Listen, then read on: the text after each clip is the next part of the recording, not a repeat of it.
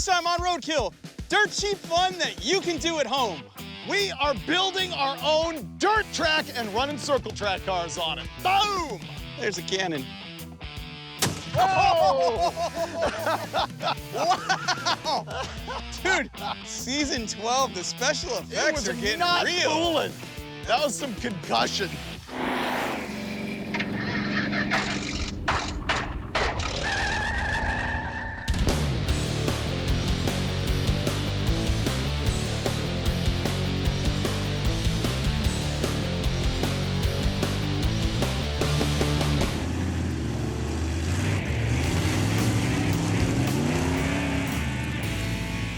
We are in Mooresville, North Carolina, Race City, USA, and that's exactly what we're gonna do is race. I bought 2 cars. Finnegan has no idea what they are.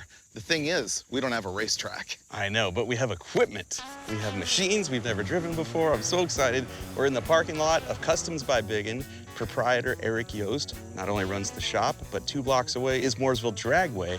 Eric also runs that place, and he said, I don't care what you do. We have an asphalt 8th mile. I don't care what you do. We have a 300-foot dirt. They're next to each other, but more importantly, there's acres and acres of forest and land with elevation changes, and we can connect all of it because Eric is crazy. We're gonna bulldoze, and I've never driven heavy equipment ever, so this is gonna be funny. I'm so excited. I can't wait to see the cars. Ready? Me too. I love this part. Where are they? Let's Over go. here. Okay. Remember, I haven't seen these either. You haven't? Oh, dude. Hey, there's no motor in that one. Oh, look at the other one, too. They match. Yep. What do you call these? I don't know. It's a local circle track class. They're 33 or 34 Ford fake bodies, and the chassis on them is like a G body, like an 84 Monte Carlo or something like that. This is wider, though, than like a real one, right? Well, they're wider than a 33 Ford by a lot. Right. But that's because they're a stock G body chassis. Dude. Yep. And that one has an engine in it. This one does not, but we bought a 350 to put in it. Dude, it has Nerf bars. Uh-huh. Like, I can run into you, and you'll probably be okay. I wouldn't go that far. Isn't it cool? This is amazing. We're gonna have so much fun with this. Ooh, that one's tight. Do you even fit in it? You gonna hop in? Oh, yeah. Yeah. Wait, is this one mine? Sure. Okay. Oh, I just failed. I gave him the white car. We bought a 350 for this. That one's got a 305 in it. So you just like fell upwards. It never matters. You always find a way to win. How's it fit? Oh, dude. No, this is good, dude. I fit. Yeah? I think the seat needs a little tweaking so that I can actually steer. But other than that, I feel relatively safe in this. This one's a 32 Ford. This is like a 33 or 4. So I have the aerodynamic advantage. Yeah, is what you're theoretically. saying. This is gonna be fun, but we do have to put an engine in this before we can have fun. Yeah, can we work on it? Oh, we can fire this one up though. There's no seat in this one. Okay. They definitely have the left-hand turn alignment going on. You have a hinged access panel to get in and out. Huh. Plan. Like you want to pull yours in, investigate it, put the engine in? Kind of want to watch yours go, I gotta be honest.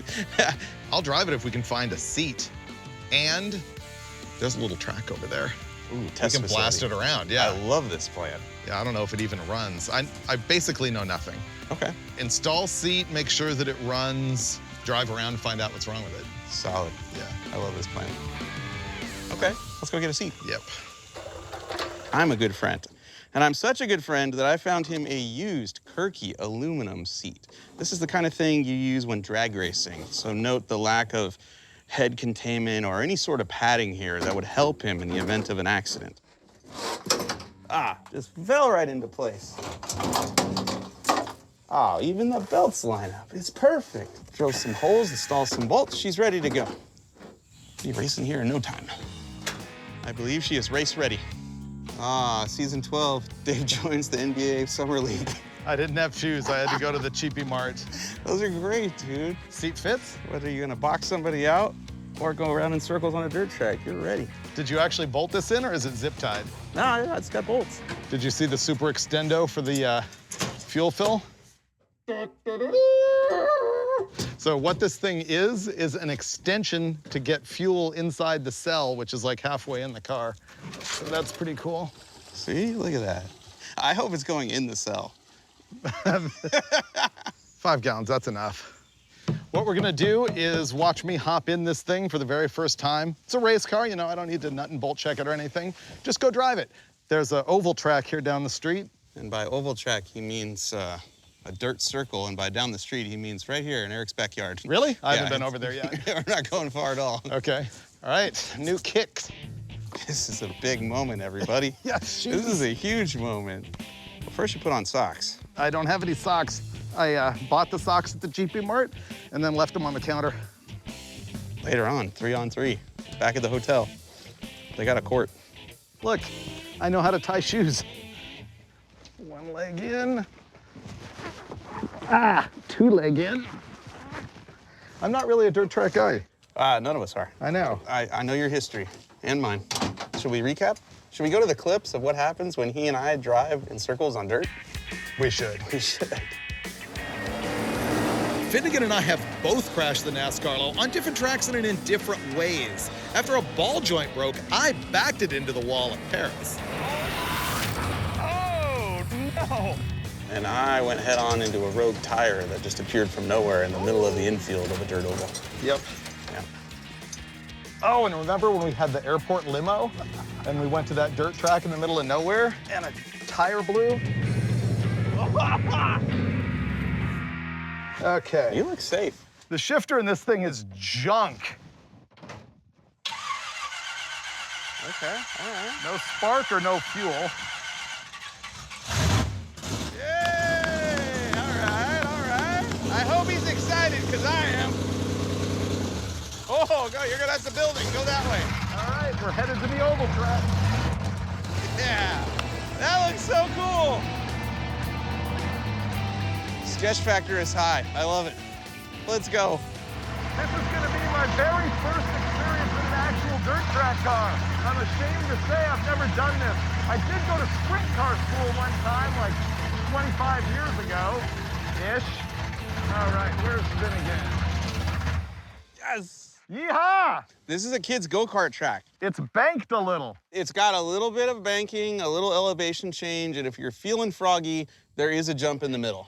You realize I've never driven a real dirt track car. This could be embarrassing. Not for me. Yeah, You're gonna be it will fine. be later. You're gonna be fine. Let me first just sort of feel it out. Feel out the brakes and stuff. Let's see. Strap in a little tighter. Oh, wow, that's chunky right here. Oh, dude, this thing's going.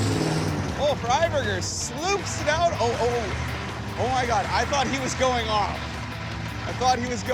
There was a cloud of dust, and it looked like he entered that corner backwards. Look at him drift that corner like a boss.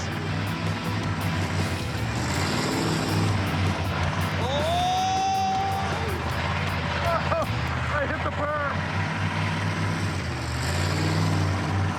Yeah. Oh. Wow. He went off the side. Oh, geez. Microphone fell under my foot. Oh my They're gonna have to pull me out of this. Wow. If you had gone off over there, that'd have been really bad. This is not as bad. This went under my foot. Well, why'd you do that? I feel like we just drag you out and you can go have more fun. Oh, okay.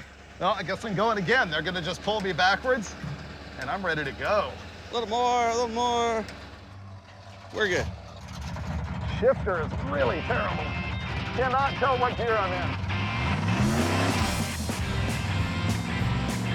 Oh, there we go. Yeah, look at him drift. Yeah, Freiberger.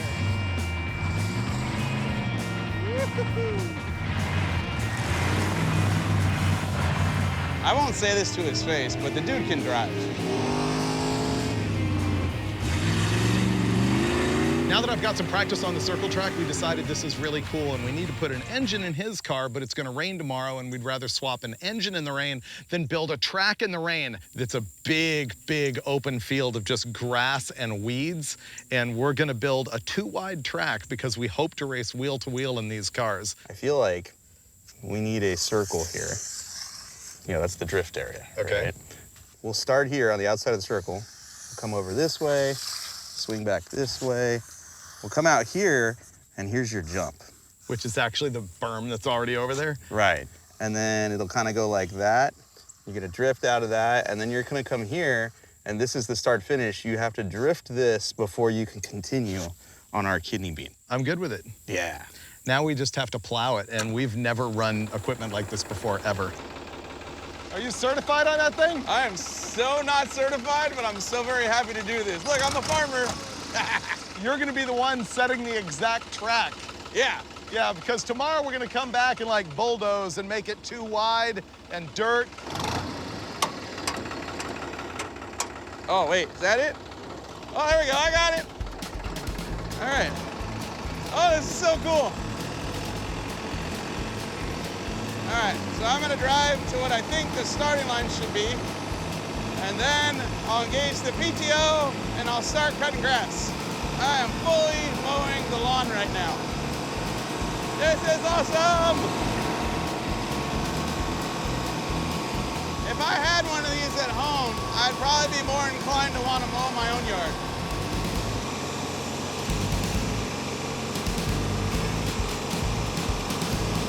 I've got our drift circle. Now I'm going towards the rest of the track.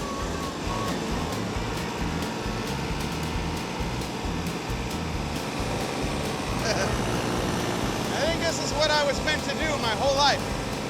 Design and build racetracks. Here we go, over the jump. We got the track sketched out, but we don't have a bulldozer right now, so we'll do that in the morning. So we're gonna see exactly what disaster is gonna befall us on putting an engine in this thing. All right, turbo 350, and we have to bolt a small block Chevy to it. We got a 350 to put in it, but it's a one-piece rear main seal, and we don't have a flex plate for that, and I didn't know the pattern on this torque converter. We've got a stack of headers over there to throw in it, so we'll decide what to do in the morning. All right. I can't wait. Dude, It's gonna be really good. It's gonna be, like the track, I mean, granted, I was going half a mile an hour around it.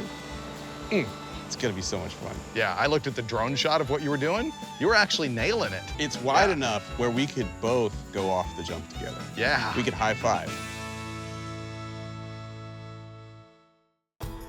And now, the real reason for the episode. We are dozing. And our instructor is our friend, Eric Yost, owner of Customs by Biggin, which is right there, manager of the drag strip, and we've never driven one of these. Like, I've never even climbed into one, and I'm gonna guess it's wildly different than the lawnmower. It is, Yeah. but you'll fall in love with it. It's way cooler than a lawnmower. I've never driven anything like this either, so you're gonna school us? Yeah, it's easy peasy, no problem. This is a Cat D6. Brake pedal, D-cell pedal, gear shifter, and blade. You're good to go. Okay, all right. So blade, up, twist, and if you wanted to pull the trigger, Yeah. it does the tilt. Okay. This is gonna be a mess, you know Oh yeah, that, right? oh yeah. Good luck, have fun. All right, this is gonna be a disaster.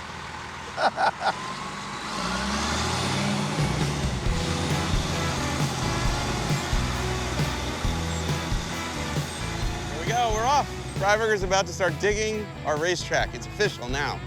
We're transitioning from farmers to excavators. I think I'm getting it now. Not digging on the right. Takes some practice to figure out how to dig the right amount. What's his score? What's his grade? Not bad. I've seen worse. I see a lot of divots. Yes. I'm not seeing a smooth cut. No, no. I'm digging so bad. I'm hardly digging at all is the problem. I am doing terrible. I can't figure out how to get the blade in just the right place. I'm getting in a rut where I dig too deep, and then I lift the shovel back up, and then I dig too shallow, so I'm making whoop-de-doos. It's kind of hard. Yeah, like that was a deep dig right there. He's doing great. No, he's not. It's fun, but I'm terrible. Yeah. I'll tell you what, I'm terrible. those last 7 feet, mwah, perfect. It's so The hard. first 400 feet, though, a little bumpy. Like Eric was telling me, you start to dig and then you back out of it and you start making whoop-de-doos. Do you have fun? Yes, it's pretty great. I do not feel competent, but it is cool. What part of the track did you figure out how to do it correctly on? Because I'm just not seeing it, dude. All right, Mr. Big Talk, hop in. I'm not saying I'm gonna do any better, but a couple hours ago we had a racetrack. Now we have a supercross track. Look at the whoop-de-doos. Oh, yeah? You have any tips for how not to do that? Don't do it. Okay. It takes a lot of blade control. Oh my God. Yeah, it's tough. Okay, refresher course. Yeah. This is your throttle. Right now, the fuel pump is off. You have to start it right about there. Okay. The parking brake has to be off. You turn the key to fire the thing up. It looks fairly level. I have no idea what I'm doing. Oh, oh, I see what he's talking about. Oh my God, this is so hard. There he goes. Now it's gonna start to dig deep. There it went. See that? See how the blade dug down? And there's Finnegan's first whoop-de-doo. Yep, I just made a whoop-de-doo. So pretty much you're constantly raising and lowering the thing. Oh boy, I just dug a giant pit all the way down to China just now. Well, I succeeded in banking the turn right here by tilting the blade. Oh, why is he walking in front of me? That's not safe. Yep, making whoop-de-doos. It's hard, man.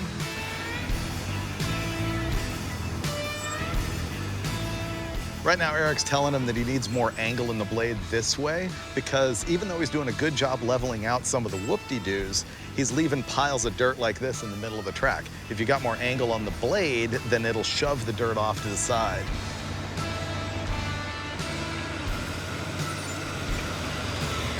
I can feel the earth shake. Thunderstorm is coming in. Finnegan and I have both made like 100 laps doing the best we can. How good is the best we can?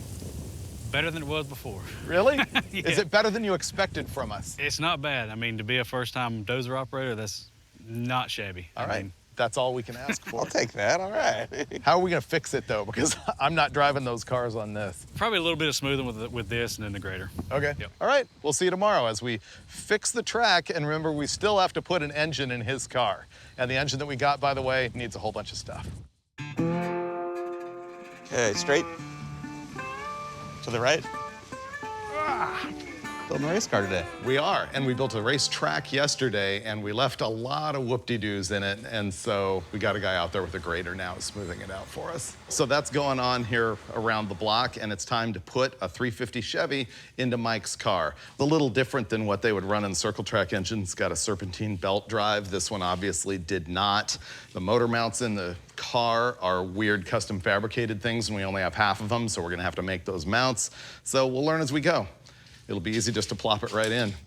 Tech tip, the small block Chevy used two different types of rear main seals. The early ones are a two-piece seal, the ones that always leak. The later ones are a one-piece seal. You can actually look carefully and see the neoprene or rubber or whatever it's made out of all the way around here. When they changed from the two-piece to the one-piece, the back of the crankshaft flange became smaller to accommodate the seal, and so the bolt pattern is also smaller. So you need a flex plate that matches with the bolt pattern. The other thing is when they made the back of that crank smaller and there's no counterweight on it, they needed to add a counterweight to the flex plate like this. All 350 small block Chevys came from the factory internally balanced, and this is confusing because it uses a neutral balance damper on the front, but it does require that weight on the flex plate. So now you know. This was in a car with a stick.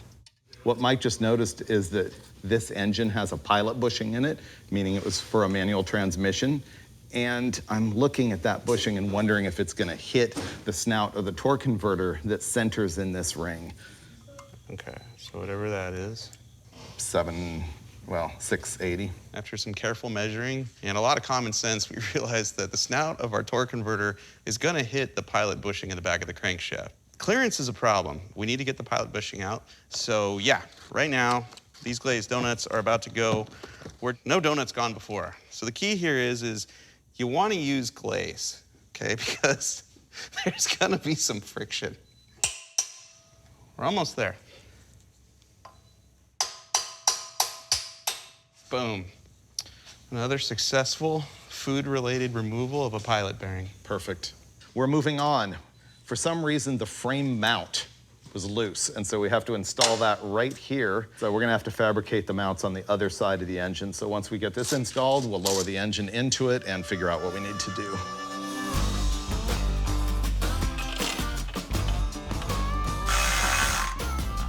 We've got it bolted together, and I can reach under here and spin the torque converter freely, which is what you want. When you put an automatic transmission and engine together, you want that torque converter to turn, and when you bolt it onto the flex plate, you want it to just pull forward about a 1/16 of an inch, maybe an 1/8 of an inch forward to the plate. And these bolts are the perfect length now.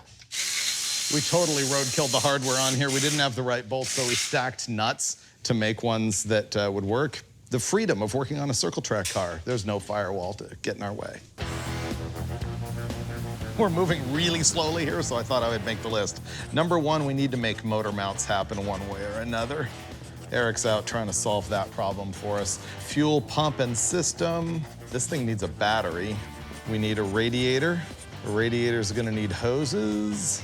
All right, I hope Eric has motor mounts because I really don't want to fabricate that. We have a part we can use as a template for the block side. Yeah. And bolt right there. I'm gonna craft a beautiful set of motor mounts using drill bits that do not want to drill. There's a store 25 minutes away that already has it in stock. Would that be faster than what you're doing? Yeah. Okay. Might even work too. This Freiburger just showed me something that already exists right here in Racetown, USA, rendering me virtually useless. I don't even need to be here. So our car came with frame side mounts, but no motor mounts. And we thought at first this was some homemade job that was done really well, and as it turns out, no. All-Star Performance actually sells this exact mount for our chassis. We're good to go. We can keep trucking with all the other things that this car needs. It'll be running before you know it. All right, that one's on. I'm going to push it this way. Okay, go ahead. There we go. Leverage is your friend. Motor's mounted, dude. Yep. Nice. The only thing I can think of that might make us remove it again is the headers, so I think we should do that next. I also think you should cross that off right I there. think you're right. You know what? I'm gonna cross it off in red, just because it's that sporty. Ready? Motor mounts. That's a happy moment. Now everything else can fall into place. Ooh. Those headers are gonna be very different than what Finnegan ends up with. The headers are different than what's on my car. We either have chassis headers, which means the engine has to come back up, or these. You said there's another pair? There is, but they're just regular chassis headers. Yeah, these aren't happening. I don't know. I think they might. Ed, I got mine in. Really? Yep. It's in, it's not on. Yeah. I don't think these are for this car. No. What about if yours goes on my side? I mean, except for the fact that we have tires, this would work. Where's the other ones? Outside. Ooh. It won't go high enough? It's gotta come up like half the bolt hole, but that is hitting this cross member. Oh, you can cut it off. So the passenger side header wants to go on, but the chassis doesn't want it to let it to be there. So we're gonna have to cut that resonator / muffler off of it so it'll stop hitting the chassis so that I can bolt this to the cylinder head. Man. There we go. Carburetor going on. This appears to be an Edelbrock, probably 600. We don't know a lot about this engine. I do know that it's a 350 small block. It has the HEI distributor, which was super handy, doesn't require a coil. The intake manifold is one of those Performer EPS units, a dual plane that's supposed to work good with their carburetor. I know that Finnegan now has more cubes than me. Did you know my car's a 305? Yeah. I'm sorry. Yeah. Headers, carb. Spark plugs are in. Woohoo!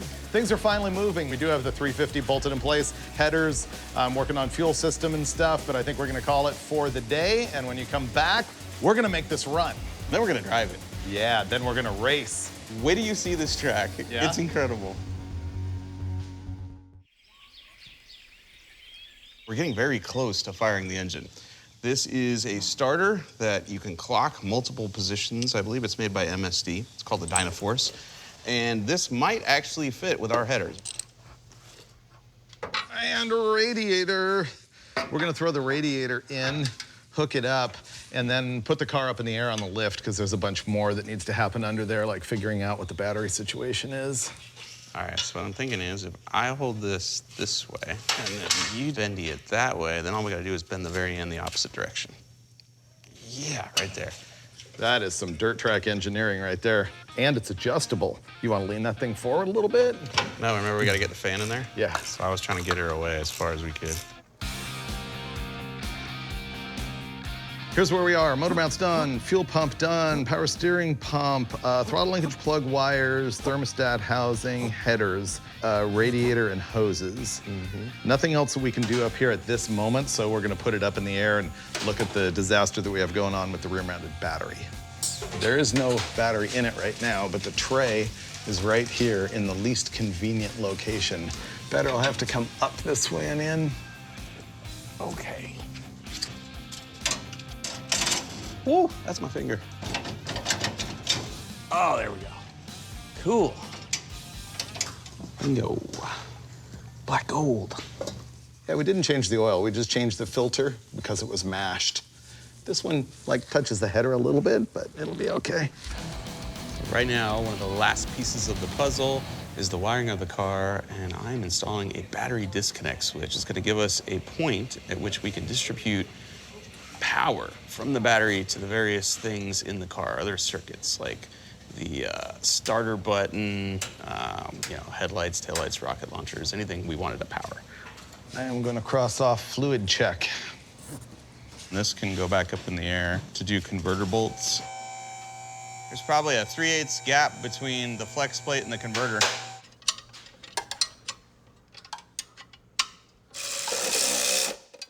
Can you please watch the starter and see if the noise I'm hearing is the gear being hung up on the flywheel? Yeah, go ahead. Yeah. Okay, so the starter's in permanent engagement with the flywheel. It's butted up against it. It's rolling it by touching the end of the gear.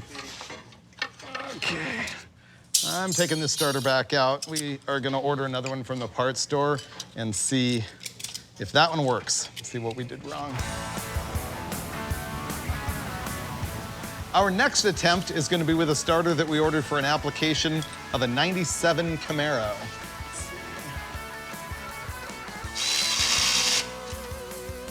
Okay, installed. I think we're gonna try and start this turd. Ready to turn it on? Yes. Fan works. All right, we got Means the electric- battery's doing something. We got electricity. I don't see any smoke yet. Nope. Nice, the starter works. Any gas yet? Do we know that there's any gas in the car? Oh, yeah, there might not be any gas in this. Probably no. It does not seem to me to have spark, so we are gonna check for power to the HEI. There you go. We have power to the HEI. It should have spark. Maybe it was just cold. Oh, it's not squirting. This is convenient. Yeah. That was my fault. All right, we'll just prime that baby.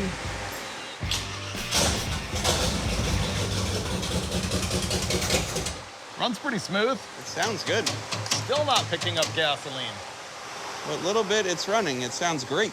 Yeah, it really does.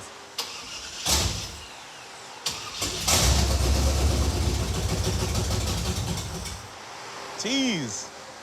I don't get it. We got a crack in a fuel line or something? There's one in line there. That's probably what was dripping on me earlier.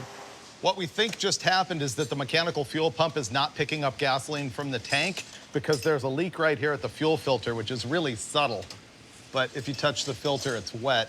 And if there's a crack in the line, then the mechanical fuel pump can't suck gas, it only sucks air. That's really loose. It's not even tight. I hope that's the repair. Let's see.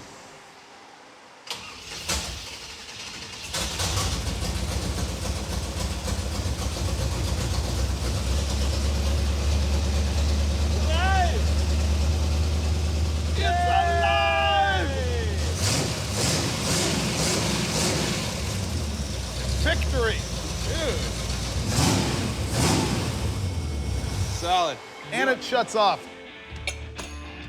We gotta mark our territory. I remember sitting and designing this logo from scratch with a guy named Alan Alpanian, who was our corporate art director at the time. And we sat there and messed with it, and I wanted the grime. And this was supposed to look sort of like an old road. And there we go, 12 years later, sticking it on our race car. Ready to race.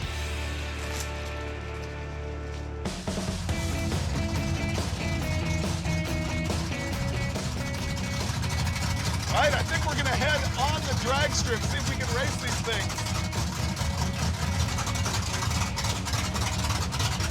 All right, I'd call that a successful test drive. We made it. We made it to Mooresville Dragway, which is now officially Mooresville Motorsport Complex, because we've got the Roadkill Rally World down the street. Yes. Yeah, it's just right there at the end of the drag strip. But first, we are gonna go side by side. Yeah, we should find out how slow they are. Yeah, how slow is probably the right thing. Oh, and look what's here. Eric Yost just showed up with his Camaro and the cannon.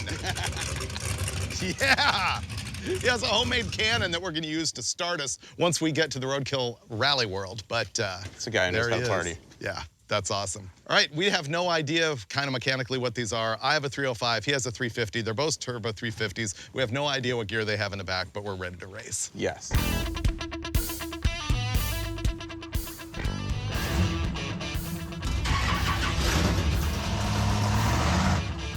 Okay, little practice there, and here we go.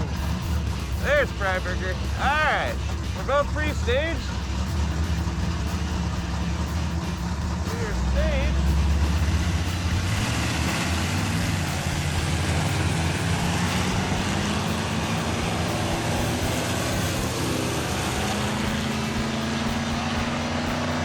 Did you see that? Wow, I got him out of the hole, and he caught me and passed me. His car is way faster. So I think I treed him. Then he drove out of my life. Then I went by him. The 350 outpulls the 305 hard. At least now I got an excuse when he beats me on the dirt track.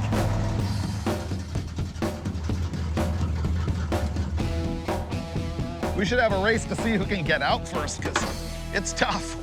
That was fun. I like this car. Yeah, it was quicker than mine. 8:55 to you, 8:97 to me. So if that's a quarter mile, it's 13:42. All right.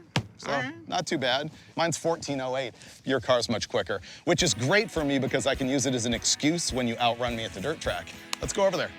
Okay. This track is a beautiful thing. We were able to rough it in, by which I do mean rough. Yeah, we made a minefield. And then those guys came in and they actually graded it out, took the whoop-de-doos out of it, and man, it's looking smooth and good. I've already driven my car, so I say we begin time trials with you. Okay, so 3 laps, iPhone timing. Quickest person determines pole position. Pole position is basically which side of the track do you want when we take off. All right, I'm gonna break out the timer. All right, I'm getting in my car. This is gonna be rad. So cool. All right, let's get within a safe viewing distance.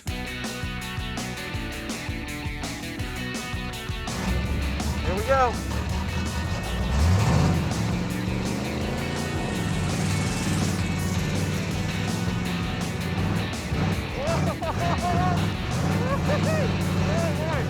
I will tell you that our crew tested this in a Jeep Wagoneer rental vehicle and ran 44 seconds. So can Finnegan beat the rental Wagoneer?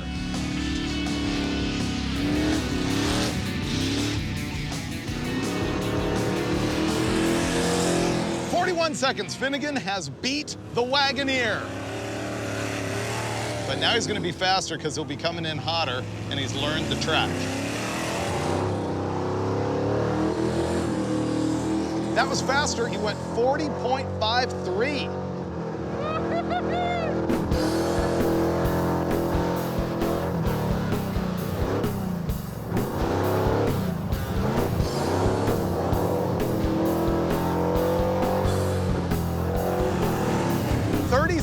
.41. You just keep going faster and faster. Woo! I think my car is a little warm. That was amazing. You beat the rental Wagoneer. Nice. I'm smoking a little bit. Yeah, it's overheating. 36.41. What? Yeah. Dude, I'll say this though. First gear was easier to control than second gear. Second gear is gonna be way faster if you can make it work. My shifter basically doesn't work, so I get what I get. Okay. Yeah, that was cool though. It was fun to watch. I can't wait for you to experience this. This is so much fun, dude. There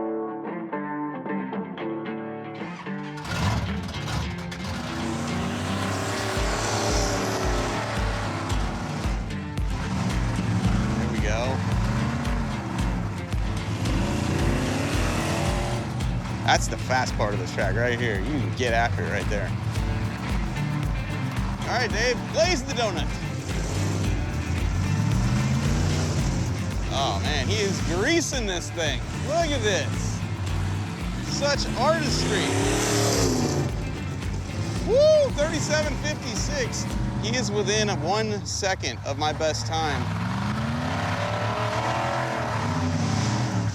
Oh, he's carrying some speed now.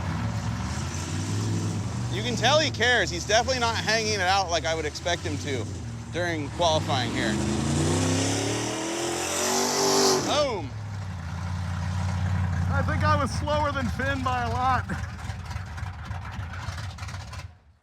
Whew. That had to be slower than you. You greased the donut, man. Yeah. Absolutely greased it. And you could tell you were trying because you were not hanging it out like I expected you to. Lap number 3 though, 38. Yeah, so you were quicker. Just a little bit, you know, like 1.5 seconds. Yeah. Okay, so given the standings here, this means that I have the option of picking inside or outside Right. for turn number 1, which probably doesn't matter much. But I'm gonna go inside anyway. You're gonna go inside, okay. Yeah. All right, I clearly underdrove the situation. Could have been faster probably if I was sliding more. I would say that I was just trying to keep it stuck, but the truth is, I was just trying to keep from spinning out. I'm waiting for Finnegan to line up next to me. I'm also waiting for Eric to load 2 pounds of powder in his homemade cannon. Our start signal is gonna be cannon. Now I gotta officially disclaim this and say, do not do this at home, but you're gonna need to watch it on Roadkill. This is gonna be violent. I blew it. I meant outside, because then that gets me to the inside of that corner down there. That's correct. You know what that means? I'm just gonna have to go straight. That's cheating. Finnegan and I also agreed on a donut rule where whoever is out front has to complete the donut, but anybody who's behind has the option to skip the donut and cut ahead. I see the fuse lighting.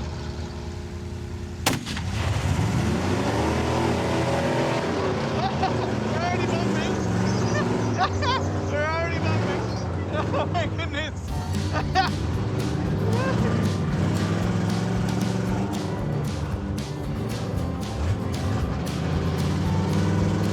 It's hard to see. I'm having to slow down a lot because I can't see. Oh, I can't see. I'm gonna follow him. Why not? I know I have the option, but I'm just gonna follow him.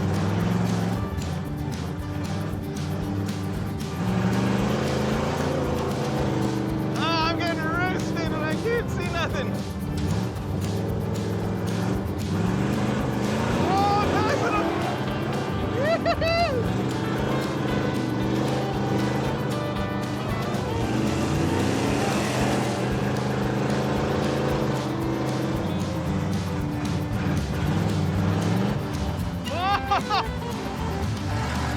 And now I'm ahead of him because of the donut rule. Oh, this is some great racing. Oh no. Oh no, my motor shut off. I stalled it. Come on, baby.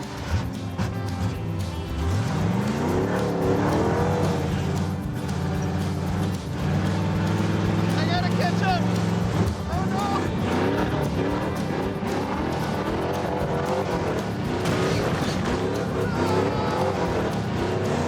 I had it! He spun right there, I can tell. Oh my god! I can't see! Oh, I had him and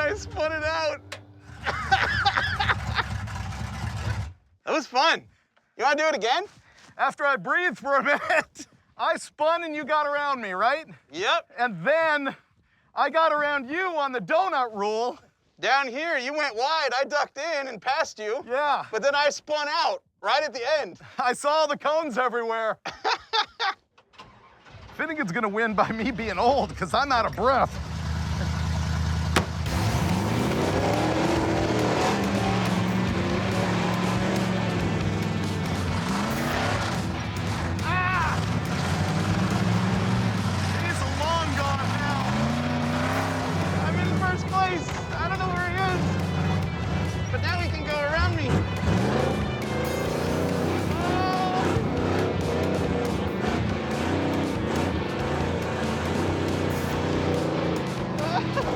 I cannot see him at all. I cannot see the track at all.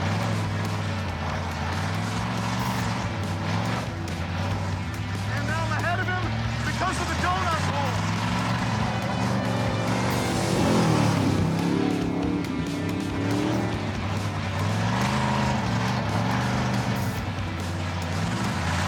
And now he's ahead of me.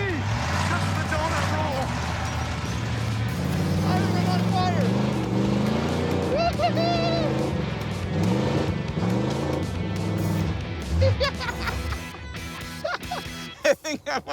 I think my motor's so melty and unhappy. Well, he beat me in 4, but I beat him in 3. Oh my God, that was fun. I actually like being in second place. Your whole strategy has to change. I just need to be able to see him through this dirt cloud so that when he gets to the donut and he has to go around it, I can time it to go around him without getting hit. Yeah. When you're ahead of me, somehow it's actually easier to drive. Yeah. Weird. Oh, being up front and having no mirrors, you're like, I gotta go as fast as I can so I can widen the gap so that when I go around the donut, he doesn't beat me around the outside. Right, you yeah. know? I think people can go out and buy cars like this from any racing series and then just go out in the middle of nowhere with a permit, dig a dirt track, and I think for 10 grand, you and your buddies could have 2 cars and just the rest of the day. Buy a dirt track car for cheap and get out there and find a buddy with some acreage and a cannon and have yourself a blast. Here's something that I've been thinking about a lot over the past year or so, and that is if you really want to be a guy hooning muscle cars on dirt, there is no better training than being a dirt oval track racer. And I've never been into it, and I don't really understand the technology of it, but this episode hooked me, man. There is nothing more fun. And like Finnegan wrapped up at the end of the show, this is like a great dirt cheap way to have fun. Buy a couple of old dirt track cars, build a track, I guarantee that you will dig it, and we've got the bug, so you just might see more of this on an upcoming episode of Roadkill.